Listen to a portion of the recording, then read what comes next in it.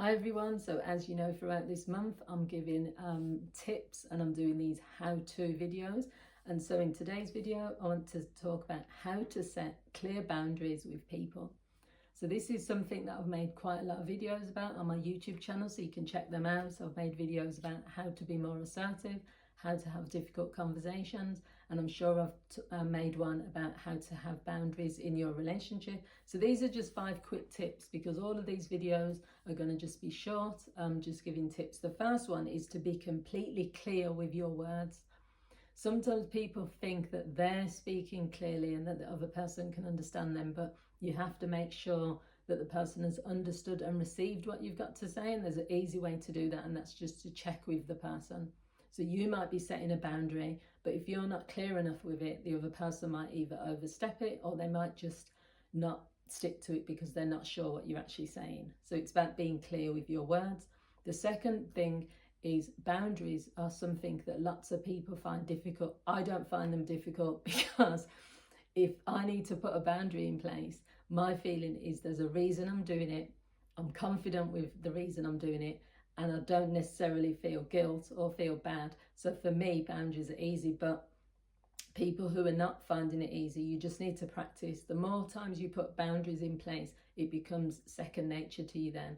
You can easily say to someone, I'm not going to tolerate this, or I'm not happy with this, or this is unacceptable, and it feels fine. You don't feel like you're being confrontational, but it does take practice. The third thing is to have the outcome in mind. When you're setting a boundary, think about what it is that you want. It just makes it easier then, because if you're not clear on what you actually want, there's a lot of people that will make ultimatums in their relationships, or they'll just talk about things they want, whether it's at work or with friends, but they don't actually say, or they don't know what they want the outcome to be. And sometimes they'll just be talking and talking and talking. That person won't know what it is you're asking for or what the boundary is, and you won't be clear on what you want the outcome to be. So that's always important. The fourth one is not to feel guilty or any other negative emotions when you say no or when you stand up for yourself. So there's lots of situations where, obviously there's a fine line between getting into conflict and just being argumentative with someone and standing up for yourself. But you do have a right as a person to say no. It's your choice. You don't owe anyone anything. You don't have to be a rude person, but because there's a way of saying no and putting boundaries in place, in fact, which can come across as very natural. Someone said to me once, when I started a new job, I was a social worker, and we were having a disagreement, me and another social worker, and my manager said, I like the way you challenge people because it doesn't feel like you're challenging them. She said it just feels like you're being respectful, but you're still being firm. And I think, yeah, that is something that's important to me. I'm going to always be firm. I'm going to put my point across. I'm going to give my opinion, but I don't need to be rude, aggressive, or shout. So that's the difference, because you can be assertive. And the final thing is think about the reasons, the purpose, and the value of setting boundaries. To me, it's just a must. I made a video on my YouTube, which is called, I think it's called something like something about getting respect from others.